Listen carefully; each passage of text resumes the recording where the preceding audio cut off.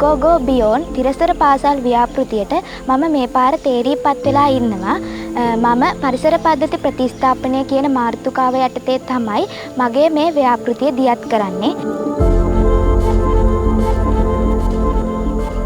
මම මගේ පාසල තුල මේ වෙනකොට සංරක්ෂිත වන අරණක් නිර්මාණය කරලා හඳුනාගත් දුර්ලභ ශාක හිටවල තියෙන්නේ. ඉතින් මේ ශාක හොයාගන්න මම රතුදත්ත පොත පරිශීලනය කළා.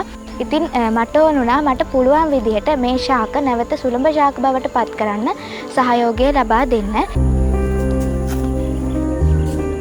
මේ පැල ගැන තොරතුරු හොයද්දී සමහර පැල ගැන මට තොරතුරු හොයාගන්න ගොඩක් අමාරු වුණා. ඉතින් ඒක නිසා මම හිතුවා මගේ රක්ෂිතය තුල හිටවන හැම පැලයකටම නමක් සඳහන් කරලා ඒ නම ඉස්සරහින් QR කෝඩ් එකක් සඳහන් කරන්න ඕනි කියලා. මම මගේ පාසලට අමතරව දික්කේනපුර වනවගාව තුලත් මේ වගේ හඳුනාගත් දුර්ලභ ශාක සිටුවීම සිදු කරලා තියෙනවා.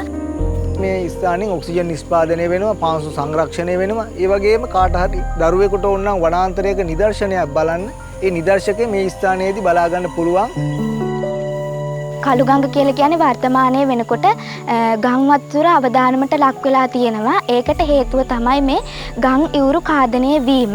ඒ යටතේ මම මේ වෙනකොට කළුගම් ඉවුරු ආරක්ෂා කරමින් කුඹුක්, මී, බක් මී, උණ මේ වගේ ශාක 10000කට ආසන්න ප්‍රමාණයක් සිටුවීම සිදු කරලා තියෙනවා.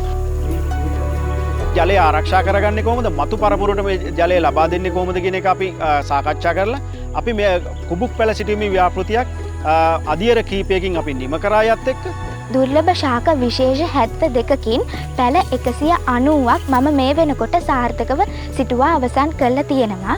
මට මගේ මේ ව්‍යාපෘතිය හරහා පැල 20000කට අධික සංඛ්‍යාවක් පරිසරයට දායාද කරමින් මං වගේම මේ පරිසරයට ආදරය කරන පාසල් සිසුන් හා ප්‍රජාවක් නිර්මාණය කරන්න ලැබීම පිළිබඳව මට ගොඩක් සතුටුයි.